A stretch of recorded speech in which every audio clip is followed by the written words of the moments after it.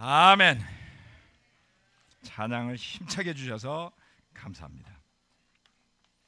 우리 조영목 형제 밤잠 안 주무시고 성찬 준비해 주셔서 감사드리고, 제가 매주 그런 심정으로 설교 준비한다는 것도 이해해 주시면 더욱 감사하겠습니다.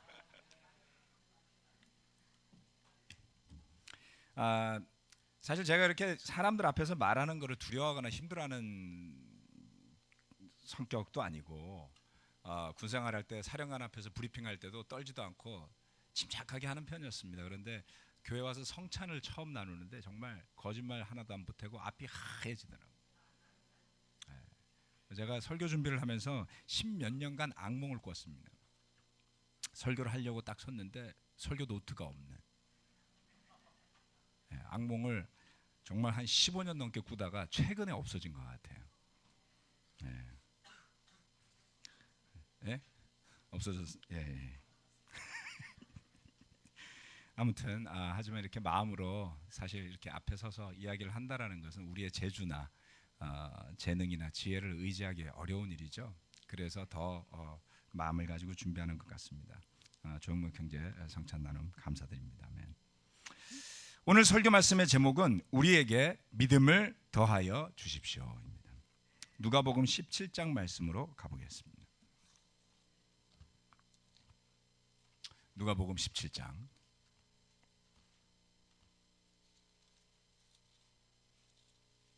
누가복음 17장 1절에서부터 5절 말씀입니다. 예수께서 제자들에게 말씀하셨다. 걸려 넘어지게 하는 일들이 생기지 않을 수는 없지만 그러한 일들을 일으키는 사람은 화가 있다. 이 작은 사람들 가운데 하나를 걸려 넘어지게 하는 것보다 차라리 자기 목에 큰 맷돌을 매달고 바다에 빠지는 것이 나을 것이다. 너희는 스스로 조심하여라. 믿음의 형제가 죄를 짓거든 꾸짖고 회개하거든 용서하여 주어라. 그가 내게 하루에 7번 죄를 짓고 7번 내게 돌아와서 회개하오 하면 너는 용서해 주어야 한다. 사도들이 주님께 말하였다. 우리에게 믿음을 더하여 주십시오. 이 말씀들은 이어지는 가르침의 연속으로 보여집니다만은 이 우리에게 믿음을 더하여 주십시오라는 그 말씀이 아주 묘한 앞뒤의 상황에 연결되어 있는 구절임을 알 수 있습니다. 여러분 살면서 믿음이 더하여져야만 했던 상황을 겪어보신 적 있습니까? 이건 정말 믿음이 아니면 될 수가 없는데, 예배 준비하기 전에 믿음을 더해 주십시오 그랬더니 우리 정태천 집사님이 골프 스코어를 더해 주십시오. 골프 스코어는 거꾸로 가야지 돼요. 더하면 망하는 겁니다. 그래서 너무 즐겁게 예배 준비를 했어요. 그런데 믿음이 더해져야 하는 상황, 한계를 느낄 때, 여러분 어려움이 여러분에게 닥칠 때 여러분은 무엇을 느낍니까? 첫 번째 설교 포인트는 더하는 믿음을 구하라는 것입니다. 두 가지의 포인트가 있습니다. 오늘은 한계를 느낄 때 느끼는 유혹은 포기하는 것이죠. 종종 예배를 올 때, 교회 올 때 엘리베이터가 어떨 땐 정말 오래 기다려야 될 때가 있잖아요. 그래서 저는 가끔 계단을 올라옵니다. 근데 그 계단이 이 상가 높이가 커서인지 4층이 아니에요. 여기서 잘 보시면 저쪽 아파트의 한 6층에 해당합니다. 그래서 그 4층을 올라오다 보면 어떤 날은 4층의 마지막 계단이 어려울 때가 있죠. 그럴 때 느끼는 유혹은 그만 올라가고 싶다입니다. 그런데 포기하는 사람에겐 더 이상의 발전이나 미래가 없습니다. 포기하는 것으로 모든 것이 끝나기 때문이죠. 그러나 포기하지 않는 사람은 도전하는 것입니다. 더한 믿음으로 나아가기 위해서요. 불가능해 보이는 현실을 극복하기 위해서, 또는 해본 적이 없는 일을 하기 위해서, 그러한 것을 위해서 여러분 구해 보신 적이 있지 않습니까? 한때 저와 여러분의 삶에서 하나님께서 그러한 일을 행하신 적이 있다면 지금 다시 그러한 일들이 일어나든지 아니면 그보다 더한 일이 일어나는 일이 생기지 말아야 할 이유가 있겠습니까? 저는 뭔가 미래를 향해 나아가기 위해서 우리 모두에게 과거 어떤 때보다도 더하는 믿음이 필요하다고 느끼고 있습니다.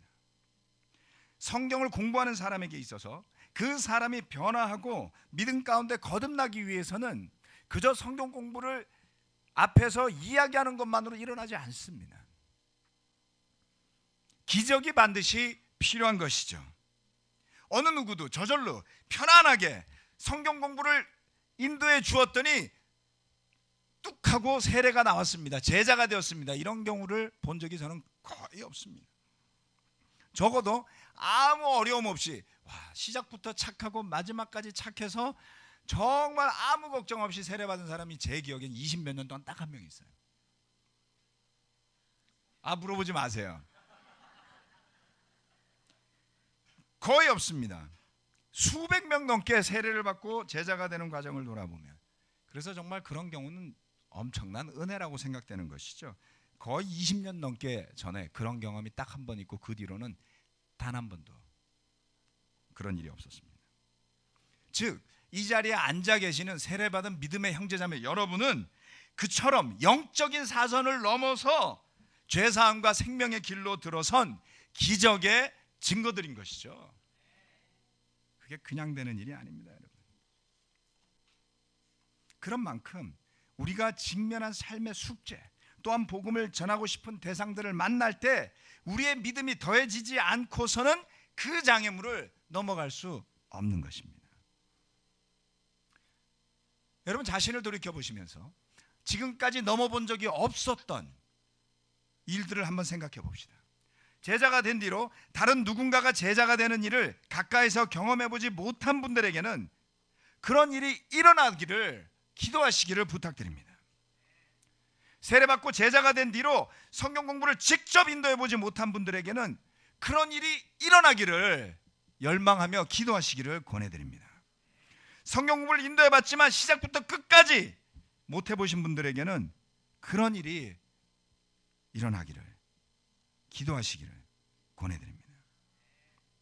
저는 약 열흘 전 주중 예배 때 지금 우리 교회가 처해 있는 위기와 기회의 교차점에 대한 말씀을 설명드린 적이 있었습니다. 많은 기도를 부탁드렸었고, 그리고 시간이 얼마 지나지 않았지만 그 사이에 놀랍게도 기적 같은 일들이 우리 가운데 벌어지고 있어요. 제가 다 듣지 못했기 때문에 모르는 스토리도 있을 것 같습니다. 무슨 말씀이냐면 이런 것이었어요. 뭔가 우리 모두가 마음을 모아서 간절한 마음으로 이 복음을 전하기를 원한다면 적어도 지금보다는 더 많은 믿음의 기적들이 일어나지 않겠습니까? 라는 것이었어요. 그런데 놀랍게도 그런 일들이 막 일어나기 시작을 하고 있었습니다. 지금 우리 모두가 지금까지 경험했던 믿음을 뛰어넘는, 믿음을 더하는 일을 위해 기도하시기를 부탁드립니다. 제자들이 그날 예수님의 말씀을 들으면서 7번에 70번이라도 용서해 주라 그랬어요. 그 구절 바로 뒤에 주님 우리에게 믿음을 더해 주십시오라는 말이 나왔어요. 여러분 용서하는 일이 쉬운 일입니까? 7번 죄를 짓고 하루 만에 7번 용서해달라 그러면 우리는 그것을 진정성 있다고 여기지 않죠. 우리의 자녀들이라 할지라도 용납이 되기 어렵습니다. 그 이야기는 우리가 용서할 수 없다는 이야기와 마찬가지 아닐까 싶습니다. 그 예수님의 말씀에 제자들은 좀 압도된 것 같아요. 믿음이 필요하다는 것을 느꼈던 것이죠. 여러분 용서하기 힘든 사람을 용서하기 위해 용을 쓰시지 말고 기도해 보십시오. 마음을 넓히기 힘든 사람이 주변에 있을 수 있습니다. 그렇게 마음을 넓히기 힘든 사람을 위해 마음이 넓어지기를, 하나님께서 여러분의 마음을 넓혀 주시기를 기도해 보십시오. 내 힘으로 용서가 될 수 있다면, 내 힘과 지혜로 내 마음이 넉넉해질 수 있다면, 얼마나 대단한 사람일까요? 그런 일은 일어나지 않습니다. 우리는 다 속이 무척 좁고 때로는 엄청 쪼잔해지고 그런 존재들이죠. 쉽게 상처받고요. 또한 삶에서 부딪히는 문제들이 남은 쉽게 해결할 것 같지만 그런 일이 나에게 닥치면 견딜 수 없이 괴로워하는 그런 존재들 아니겠습니까? 기도할 때 주님께서 우리의 지혜와 우리의 이해를 뛰어넘는 하나님의 평안으로 우리의 마음과 생각을 지켜주심을 체험할 수 있는 것입니다. 빌립보서 말씀은 이렇게 이야기하고 있습니다. 아무것도 염려하지 말고, 이거 좀 외워두세요. 아무것도 염려하지 말고 모든 일을 오직 기도와 간구로 하고 여러분이 바라는 것을 감사하는 마음으로 하나님께 아뢰십시오. 이게 찬양이 있어요. 그리하면 사람의 헤아림을 뛰어넘는 하나님의 평화가 여러분의 마음과 생각을 그리스도 예수 안에서 지켜줄 것입니다. 유튜브에다가 아무것도 염려하지 말고를 치면요, 찬송가가 나와요. 제가 제일 좋아하는 찬송가 중에 하나입니다. 아무것도 염려하지 말고. 들어보신 적 있나요? 오직 모든 일에 기도와 간구로 너희 구할 것을 감사함으로. 박종호라는 아주 멋진 가수가 부릅니다. 이거 제가 부른 거하고는 비교도 안 되죠. 놀라운 게 뭡니까?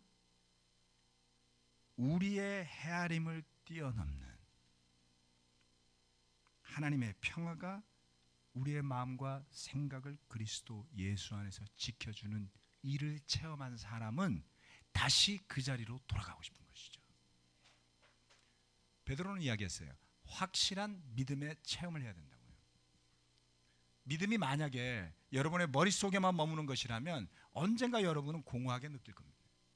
하나님의 능력을 체험하지 못하면서 매주 예배 오고 헌금하고 헌신하고 남을 위해 봉사하고 어떻게 그렇게 살지요? 그런 분 계시면 정말 축하해드려야 될 일이죠. 그렇게 지속할 수 있는 사람은 우리 가운데 누구도 없습니다. 삶에서 부딪히는 문제들이 주님의 능력으로 해결되는 체험을, 믿음을 더함으로 해보시기를 바랍니다. 주님의 가르침을 듣고 자신의 믿음이 부족함을 깨닫고 더한 믿음을 구했던 그 제자들의 마음, 오늘 우리에게 필요한 마음이라고 저는 믿습니다. 부끄러워할 이유가 없습니다. 비굴할 필요도 없습니다. 그저 넉넉하게 주시는, 오직 우리가 구하기만을 기다리고 계시는 하나님 아버지께 감사함으로 구하시면 되는 거예요. 그래서 이렇게 기도를 한번 해보십시오. 기도를 잘 하셔야지 돼요. 기도 굉장히 중요합니다. 부모에게도 말도 잘해야 돼요. 자식들이 잘 받아가려면 아무렇게나 말하면 안 주잖아요. 여러분들 부모들이라서 그런 거 알죠, 그렇죠? 이렇게 기도하시는 거예요. 주님, 넉넉히 주실 줄을 믿습니다. 딱 밑줄 긋고 용서할 마음을 주십시오. 사랑할 수 있는 넓은 가슴을 주십시오. 두려움이 아니라 믿음으로 담대하고 진솔하게 말할 수 있는 용기를 주십시오. 그렇게 우리가 성장할 수 있도록 더한 믿음을 구해 보십시다. 그래서 마치 들불이 번지듯이, 여러분 들불 번지는 거 보신 적 있으세요? 봄이 되면 농부들이 들불을 놔요. 그렇게 해서 뭐 벌레를 죽인다나 뭐 그래서 제가 흉내를 내봤습니다. 그분들이 들불을 놓고 난 다음에 빗자루를 가지고 쓸면 불이 꺼지더라고요. 제가 그래서 광주에 있는 부대 관사에 살 적에 테니스장 옆에 있는 잔디와 옥수수 담벼락에다가 불을 질렀어요. 그 불이 걷잡을 수 없이 번지더니 그 옥수수 담장을 태워버렸습니다. 우리 가운데 믿음이 그런 걷잡을 수 없는 들불처럼 좀 일어나야지 돼요. 기적은 저기 멀리 누군가의 삶에서만 일어나야 되는 것이 아니라 저와 여러분의 삶에 일어날 수 있는 일입니다. 그것을 위해 구하시면, 그리고 그것을 기쁨으로 나눌 수 있다면, 그러한 일들이 들불처럼 일어날 수 있다면 어떤 일이 우리 가운데 벌어질까요? 더한 믿음을 구합시다. 두 번째, 다음 말씀이 나오는데요. 17장으로 다시 돌아가 보겠습니다.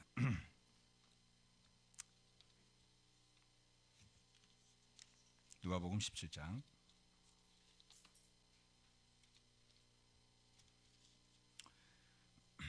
5절부터 읽겠습니다. 5절 6절. 사도들이 주님께 말하였다. 우리에게 믿음을 더하여 주십시오. 주님께서 말씀하셨다. 너희에게 겨자씨 한 알만한 믿음이라도 있으면 이 뽕나무더러 뽑혀서 바다에 심겨라 하면 그대로 될 것이다. 뽕나무가 됐어요. 누가복음에서는. 마태복음에서는 산이 납니다. 산. 산이 뽑혀서 저 바다에 빠져라 그러면 그렇게 될 거라 그랬어요. 뽕나무가 되었건 산이 되었건 그건 예루살렘 주변에 흔한 거였습니다. 그러한 것들이 들려서 갈릴리 호수 또는 사해에 풍덩 빠지는 광경을 한번 생각해 보면 정말 기가 막힌 상상력 아닙니까? 우리가 그 일을 할 수 있는 것일까요? 그럼 뽕나무를 뽑아갖고 던져서 뭐 하겠어요? 뽕나무라고 해서 만만하게 볼 성질의 것들이 아니었습니다. 우리나라는 전통적으로 뽕나무를 주로 누에고치에 밥을 만들려고 사용을 했었죠. 그래서 그 이파리를 따기 쉽게 하려고 이 뽕나무들이 납작한, 제가 어릴 적에 시골에 가보면 뽕나무가 무릎에도 안 올라오는 높이로 이렇게 쭉 자라는 걸 봤었어요. 그런데 이스라엘의 뽕나무는 우리나라의 뽕나무는 조금 다릅니다. 뽕나무 열매가 뭐죠? 오디예요. 오디. 맛있잖아요. 그렇죠? 그래서 그 오디는 고급 음식 중에 하나였다는 거예요. 그래서 그 오디를 거두기 위한 과실수로서 농사를 짓고 사용했던 것입니다. 뽕나무 사진 한번 보여주실래요?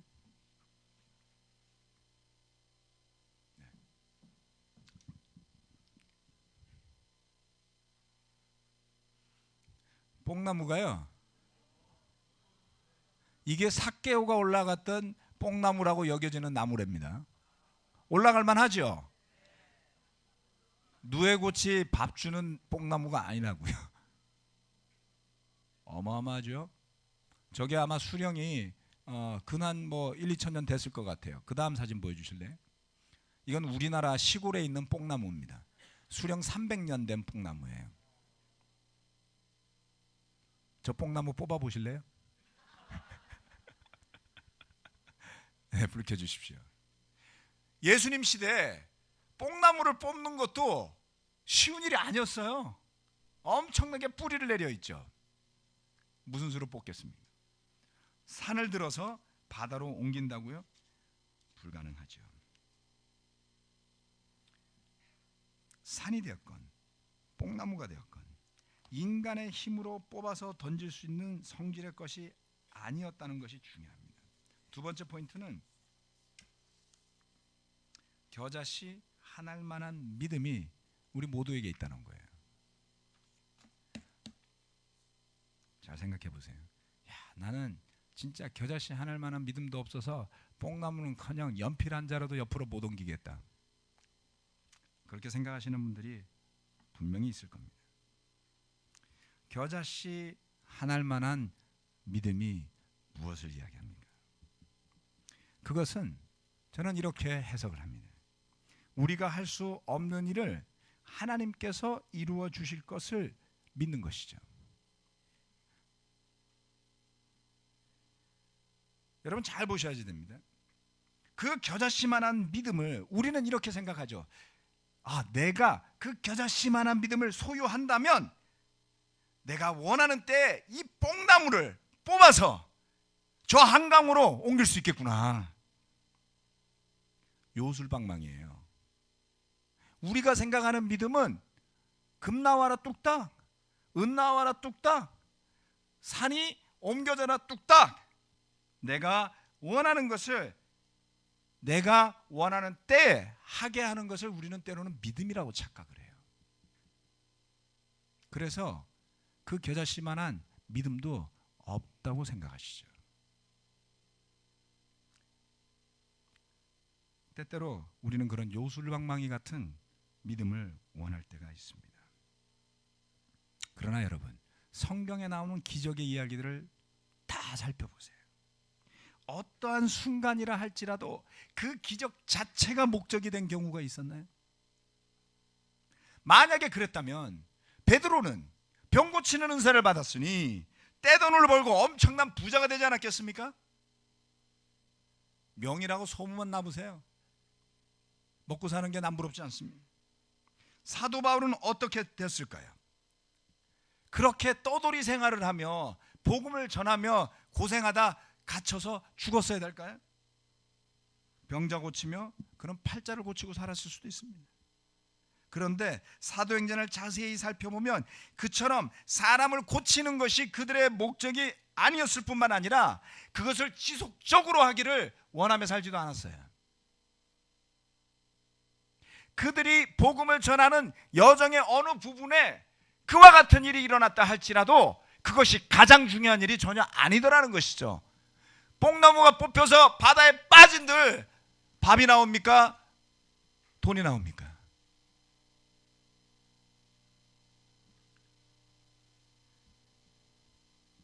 그것은 능력이 우리에게서 나오는 것이 아니라 하나님에게서 나오는 것임을 인정하고 거기에 엎드리라는 것이죠. 저는 제 자신에게 있어서 겨자씨 하나만한 믿음을 잘못 알고 있었던 것은 아닌지를 돌아보게 됩니다.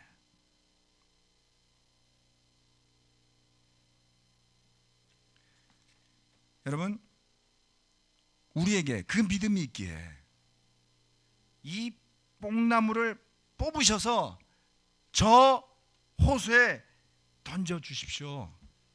또는 저 도봉산을 뽑아서 한강에 옮겨주십시오 라고 구한다 할지라도 그것이 무슨 잘못이 있겠습니까? 구할 수 있다면. 저의 약점을 고백하자면 이렇습니다.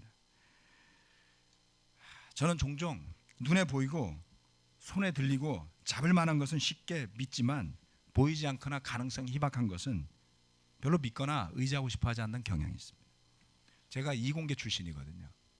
수학은 잘 못하지만 암기보다 쉬워서 머리가 나빠서 이공계를 택했습니다. 게을렀죠. 그러다 보니까 인과관계에 집착하는, 있는 것에서부터 연결해서 보고 믿으려고 하는 경향이 강합니다. 그런데 하나님은 왜 도대체 자꾸 눈에 보이지도 않고 또 쉽게 될 것 같지도 않은 일을 하라고 저의 등을 떠미시는 걸까요? 요즘 유행하는 표현으로 그 어려운 일을 자꾸 해내라고 하십니다.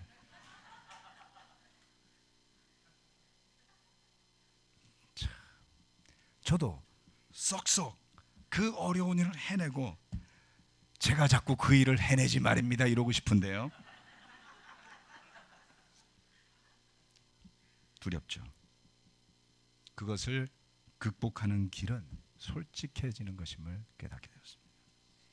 오랫동안 저를 지배해온 그 두려움과 불신의 굴레를 벗어나 믿음의 길로 다시 한번 가야 되겠다. 여러분, 의외로 우리는 제자가 된 뒤로 지나온 시간에 굴레 속에 살아가는 경우가 많음을 보게 됩니다.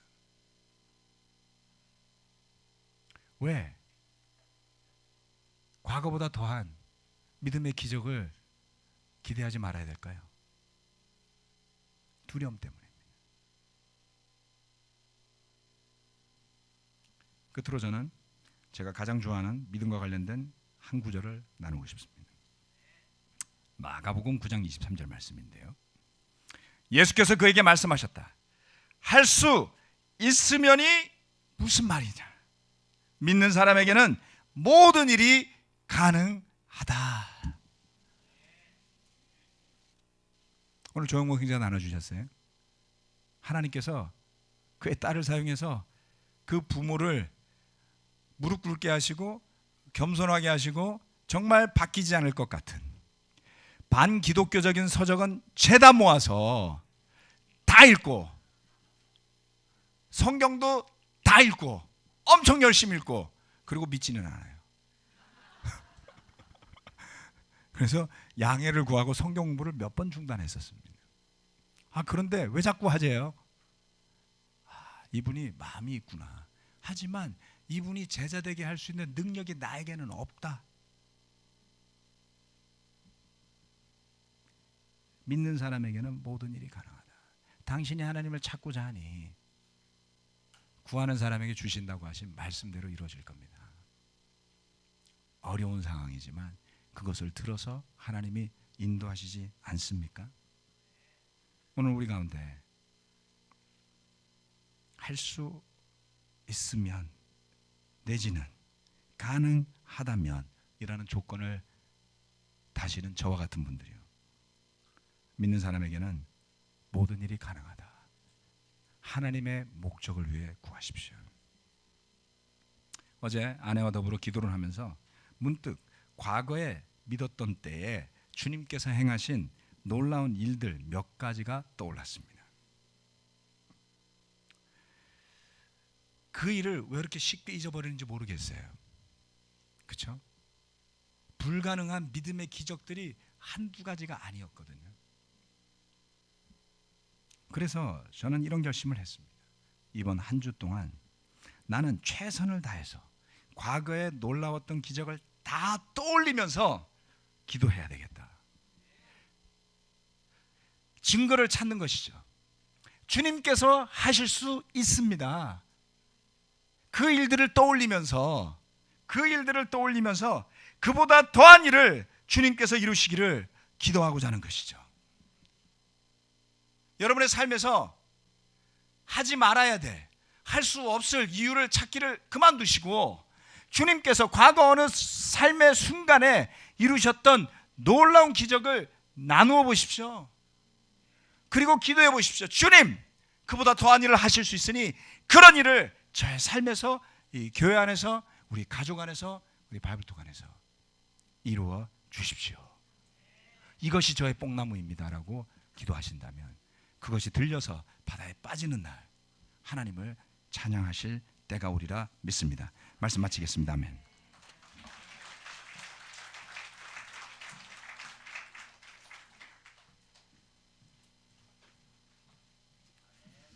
아멘. 지금은 반응 및 광고의 시간입니다. 아멘. 오늘 참 5월 날씨 좋은 날에 이렇게 예배를 드릴 수 있어서 너무 감사합니다. 정말 너무 오늘 두 분 성찬과 설교 말씀이 너무 좋아서 여러분 가슴에 참 다 간직하셨으리라 믿고요. 제가 개인적으로 느꼈던